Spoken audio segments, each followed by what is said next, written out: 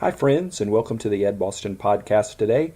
And what we're going to do today is we're going to listen to a clip, then I'll come back and discuss the clip. But the topic for the show is the summit in Singapore between President Trump and Kim Jong Un. Couldn't wait to combine this with another podcast. It's way too important. I'm going to talk about this in depth, but first I want you to listen to an interview that President Trump did with Greta Van Susteren right after the summit ended. And before that, let's go to the Lord in prayer. Father, I thank you for this day. I pray for our country. I pray for our president and lift all of the United States of America up to you right now, knowing that we need you now more than ever. Father, thank you for the results of this summit. Thank you for the wisdom of our president and his team. And Father, I pray for the North Koreans as well. Help this to work out for the betterment of all people. And Father, I pray that you get the glory. In Jesus' name, amen. Okay, enjoy the clip, and I'll be back in about 5 minutes. Nice to see you, Mr. President. Nice to see you, Greta. Surprised to see you here all the way in Singapore. Well, it was a good place, and you're the only one I've done an outdoor interview, and it's about 130 degrees, but that's okay. I think it's about 150, but anyway. What surprised you today about Kim Jong Un? Really, he's got a great personality. He's a, funny guy. He's a very smart guy. He's a great negotiator. He loves his people, not that I'm surprised by that, but he loves his people, and I think that we have the start of an amazing deal. We're going to denuke North Korea. It's going to start immediately, and a lot of other things are happening, including getting the remains back. I know you've been so involved in so many ways in North Korea, but getting the remains back, Greta, is so important to so many people. They've called me, they've written me letters, please, can you do it? And he's agreed to do that. Thousands of people. Who died in the war. So that's a big deal. So you put the human rights issue on the table today, and he reacted how? Very well. We obviously were talking about the denuclearization 90% of the time, but we put a lot of other things, including human rights were mentioned. Getting the remains back were a big factor. In fact, we put it in the document. We're able to get that in the document. We got a lot of good things in that document. That was far beyond what anyone thought was going to happen. Give me some sort of behind the scenes. Did you issue an ultimatum to him? Did he issue an ultimatum to you? What was the reaction, the back and forth? Not an ultimatum. We've been dealing for 3 months, really, and we've been dealing through our various representatives, including Secretary of State Mike Pompeo, who's done a really fantastic job. So we've been dealing for a pretty good period of time, and when we met today, we got along right from the beginning. For me, this is hour number 25. I haven't been sleeping for 25 hours. It's been a big, long negotiation, and I'm very proud of it. It starts a process, that could have ended up in a war, that could have ended up with many millions of people. You know North Korea very well. Seoul has 28 million people. That could have ended up with millions of people dead, and we're going to end up with a deal. All right, what about our troops? Are they staying in South Korea? Yeah, they're going to stay. We didn't even discuss that. That wasn't discussed. We are going to get out of the war games that cost so much money, because I think, number one, it's very provocative, and I want to do it, and I think they're very happy about it because it is so provocative, but it costs a fortune to do it, and we won't do that as long as we're negotiating in good faith. What brought him to the table this time? Because, there's been a lot of saber rattling back and forth over decades with the DPRK in the U.S. Well, actually, I don't think there's been too much saber rattling prior to me. I don't think they basically had a silencio attitude, silence. They didn't want to talk about it, and you can't do that. And I think the initial rhetoric was very important, frankly, as much as I hated to do it and as much as some people thought I was doing the wrong thing. I think without that, we wouldn't be here. I also think that he really wants to make a deal. He wants to do something because he knows that we mean business. I don't think he felt that in the past. I think in the past it was different people. It didn't work out. But he knows that we want to do business. We have to do business, and we will do business. And now we do have, it's been, not a long time, but although you could say that from day one we've been talking about North Korea and in a very tough manner. But I think we signed a document today which was far far greater and more comprehensive than people thought. Nobody thought this was possible. What do you think he thought of you after he left? I think he liked me, and I like him, and I understand the past. And, nobody has to tell me he's a rough guy. He has to be a rough guy, or he has been a rough person. But we got along very well. He's smart, loves his people. He loves his country. He wants a lot of good things, and that's why he's doing this. But he's starved them. He's been brutal to them. He still loves his people. Look, he's doing what he's seen done. I mean, if you look at it, but I really have to go by today and by yesterday and by a couple of weeks ago, because that's really when this whole thing started. Again, without the rhetoric and without the sanctions were very important. The sanctions are going to remain on until such time as we see, this is going to happen. And we pretty much see that now, but the sanctions will remain on until we really start dismantling or dismantle the nuclear weapons. Because this is Voice America, it will be heard in North Korea by the citizens of DPRK of North Korea. What do you want to say directly to the citizens of North Korea? Well, I think you have somebody that has a great feeling for them. He wants to do right by them, and we got along really well. We had a great chemistry. You understand how I feel about chemistry. It's very important. I mean, I know people where there is no chemistry. No matter what you do, you just don't have it. We had it right from the beginning. I talked about that, and I think great things are going to happen for North Korea. Mr. President, nice to see you all the way from Washington. That's true. It's been a long time. At some point, I'll be able to go to sleep, I think, get a little rest. Indeed. Have a safe trip back, sir. Thank you, sir. It's a great honor. Thank you. Thank you. All right. Well, I want to go ahead and now read the statement that was made by both President Trump and North Korean leader Kim Jong Un. This was done at the summit in Singapore, dated June the 12th. Here's the statement. President Donald J. Trump of the United States of America and Chairman Kim Jong Un of the State Affairs Commission of the Democratic People's Republic of Korea, or DPRK, held a historic summit in Singapore on June 12, 2018. Let me read that last part again. Held a first historic summit in Singapore on June the 12th, 2018. President Trump and Chairman Kim Jong Un conducted a comprehensive, in-depth, and sincere exchange of opinions on issues related to the establishment of new U.S.-DPRK relations and the building of a lasting and robust peace regime on the Korean Peninsula. President Trump committed to provide security guarantees to the DPRK, and Chairman Kim Jong Un reaffirmed his firm and unwavering commitment to complete denuclearization of the Korean Peninsula. Convinced that the establishment of new U.S.-DPRK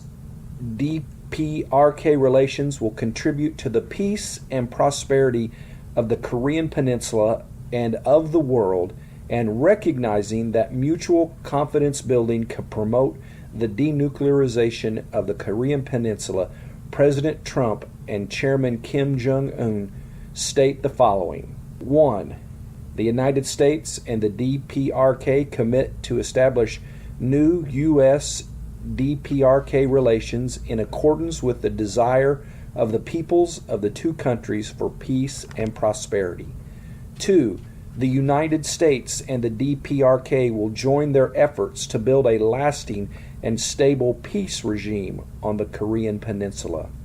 3. Reaffirming the April 27, 2018 Panmunjom Declaration, the DPRK commits to work toward complete denuclearization of the Korean Peninsula. The United States and the DPRK commit to recovering POW/MIA remains, including the immediate reparation of those already identified. Having acknowledged that the U.S.-DPRK summit, the first in history, was an epical event of great significance in overcoming decades of tension and hostilities between the two countries and for the opening up of a new future, President Trump and Chairman Kim Jong Un commit to implement the stipulations in this joint statement fully and expeditiously. The United States and the DPRK commit to hold follow-up negotiations led by the United States Secretary of State Mike Pompeo and a relevant high-level DPRK official at the earliest possible date to implement the outcomes of the U.S. DPRK summit. President Donald J. Trump of the United States of America and Chairman Kim Jong Un of the State Affairs Commission of the Democratic People's Republic of Korea have committed to cooperate for the development of new U.S. DPRK relations and for the promotion of peace, prosperity, and security of the Korean Peninsula and of the world. Who would have ever thought in our lifetime, when I say our, I'm 55, it's been a long time, in hostilities with North Korea since the 50s. The Korean War has never officially ended. And I gotta say that even looking at my political hero, Ronald Reagan, the thought of this happening never took place during his presidency. And here it is today, taking place right in front of our eyes. The media is taking things in several different ways. Again, there's many different sides of this story and many ways of looking at the results. I see an article here headlined, "After Trump Summit with Kim, Families of Korean War Missing Hoping for Closure." Richard Downs was only 3 years old when his father left home to fight in the Korean War. It was the last time he would ever see him. January 13th, 1952, shortly after finishing a nighttime bombing mission over North Korea, Air Force Lieutenant Hal Downs' B-26 Marauder went down after the plane's twin engines stopped working. While the pilot and another crew member were able to bail out, they were captured behind enemy lines before eventually being released. The fate of Downs and another airman remain a mystery. To this day, Downs is one of more than 5,000 United States military men who are still declared MIA in North Korea. But after President Trump and Chairman Kim agreed on Tuesday that they would have the remains recovered and returned to the United States military, the missing in action and presumed dead from the war. So Downs and other families whose husbands and fathers are still MIA are hopeful that almost 68 years later, their remains will soon be returned to the United States. Nearly 7,800 U.S. troops remain unaccounted for from the 1950 to 1953 Korean War, and about 5,300 were lost in North Korea. In the statement signed in the summit, both leaders said the two countries agreed to immediate repatriation of those dead already identified and to the continuation of recovery efforts that ended in 2005. The younger Downs said, "I did not know this was even going to be discussed at the summit." He is the executive director of the Coalition of Families of Korean and Cold War POW MIAs, and he said to Fox News, "This is the first step, but now we have to find out what the plan is for recovering the remains." So there is hope from that group of people. Now let's take a look at what Nancy Pelosi had to say. It is a press release from the Democratic leader. You can find it www.democraticleader.gov/newsroom/61218. Pelosi's statement on North Korea summit. Nuclear proliferation is a pillar of America's national security. We respect any serious and real diplomatic efforts to achieve that goal on the Korean Peninsula. Apparently, the president handed Kim Jong Un concessions in exchange for vague promises that do not approach a clear and comprehensive pathway to denuclearization and non-proliferation. In his haste to reach an agreement, President Trump elevated North Korea to the level of the United States while preserving the regime's status quo.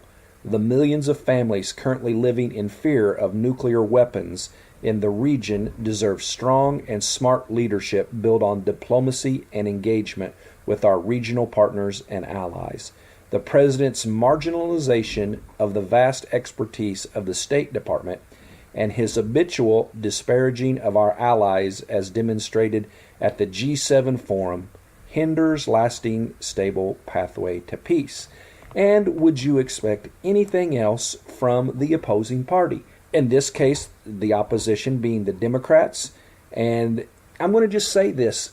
I believe that both parties are horribly guilty when it comes to not supporting a leader from the opposing party. I'm guilty as charged. I had very hard time supporting Barack Obama. I'm going to agree that this historic summit and the document that was signed could be a piece of trash that you wad up in a paper wad and throw in a trash can. Could be, but I believe it will not be. You see, we've negotiated to where we are at this point from a position of power. That's why we go to the plate and we get concessions. The proof will be in the pudding.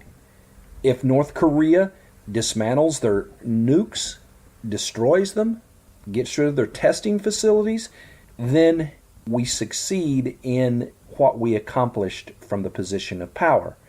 If that doesn't happen, we're no farther behind than where we were when we started this. We are not going to do anything major without seeing effort from the side of North Korea.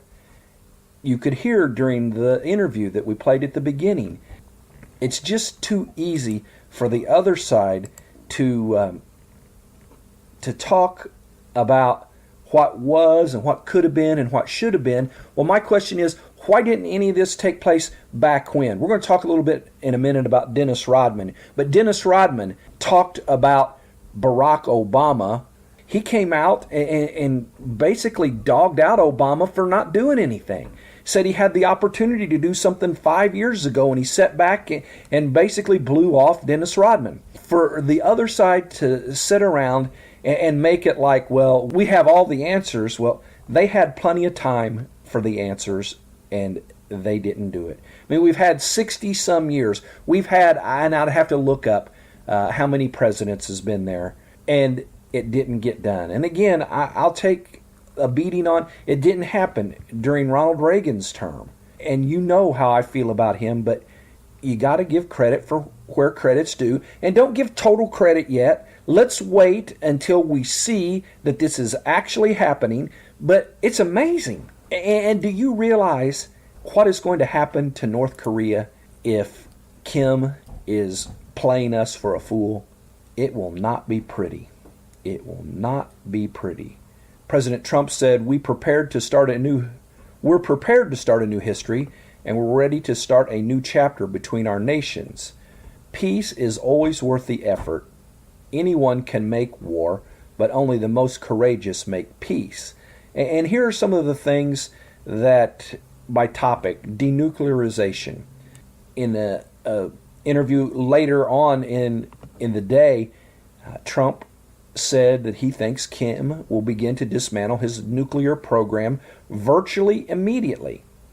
I just think that we are going to start the process of denuclearization of North Korea, and I believe that he's going back and will start it virtually immediately. And he's already indicated that, and you look at what he's done, referencing the things that were promised, I believe, in April, and his being Kim's following through with what he said. Now, again, short period of time doesn't mean that it's going to continue, but that has moved in the right direction. The president said he understood it would take a long time to pull off the complete denuclearization, but he promised to push North Korea to remove its weapons quickly as it mechanically and physically can be done. Trump also said Kim will be destroying a major missile testing site very soon, an agreement they came to after signing the document. Here's one thing that some people are yelling about.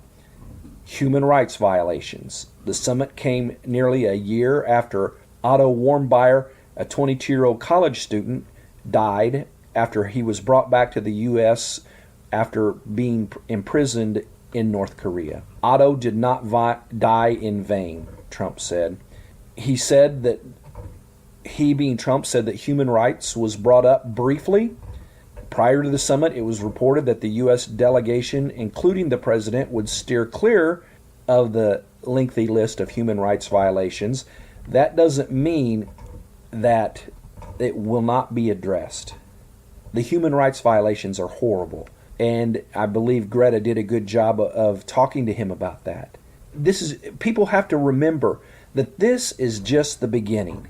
And again, realize that nothing comparable in the history of the United States and North Korea has happened. One of the things that surprised some people, and again, some people are saying that, Kim won on this one. Trump promised to stop the annual U.S.-South Korean military drills and said he plans to remove the 28,500 troops stationed in the South as a deterrent.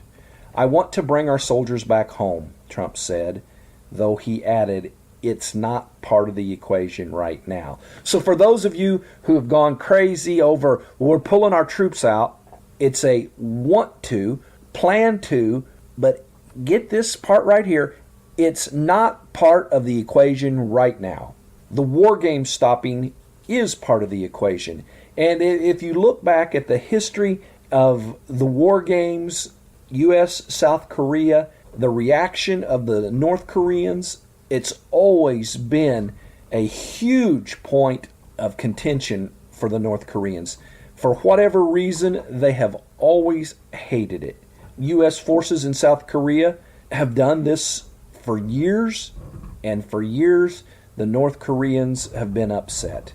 And while we understand that the South Koreans are nervous about this, there would be no reason for President Trump or the United States or anyone in the leadership of our country to bail out on South Korea. Makes no sense.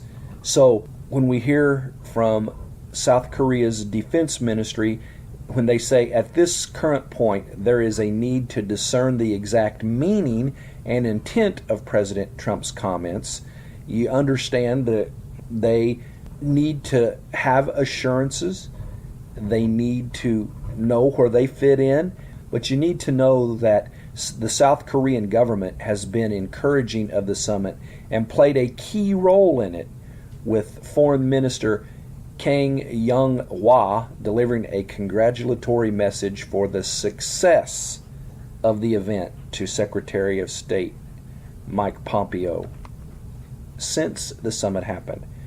After the summit, President Trump also talked with the South Korean president, and I believe Pompeo is headed to South Korea tomorrow, I believe I read. So there are concerns from many directions. There are lots of little things that have to be tied together, big things that have to be tied together. And I want to take a minute, and I think I'm going to get the soundbite for this as well. And that's talking about Dennis Rodman. Now let me be up front with you. I am not a fan of Dennis Rodman.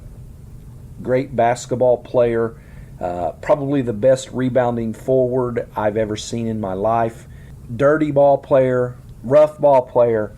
I mean, he was part of the Detroit Pistons, Nasty Boys, I think was what they were nicknamed. You know, they were just known for basically beating people up basketball style in their heyday. And since then, I've not approved of many of the things he has done. Many of the things he stands for are things that I stand against. I can even say that I was not happy when he was going to North Korea on his own. You know, North Korea was the enemy, and I look at things more in an old-fashioned way, I suppose, and you don't go around playing with the enemy.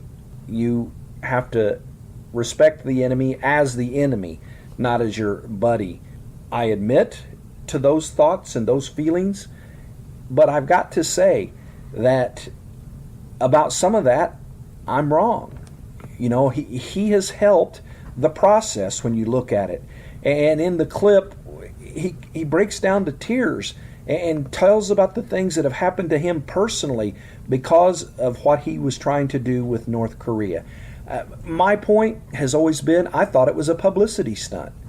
Apparently that's not the case, and for that I apologize. If Dennis Rodman was sitting across the room from me here, I would, tell him I'm sorry and ask him to forgive me for misjudging what his intentions were. Rodman, with his Make America Great Again hat on, the CNN commentator basically having a cow over everything, and just an interesting side story that is also a part of the story. I want to conclude by talking about the accomplishments of the president.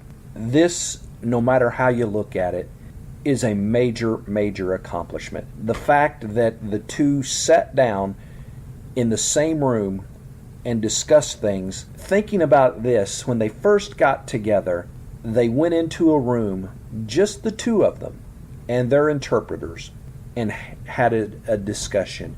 When you think about months ago, insults were flying back and forth, making fun of, and here they are sitting down, talking. We're talking about nuclear war, the worst possible thing that can happen on this earth. But we are talking about something so serious that you can't ignore it. And having nukes in the hands of people like North Korea, Iran, Pakistan, different countries like that is a bad thing.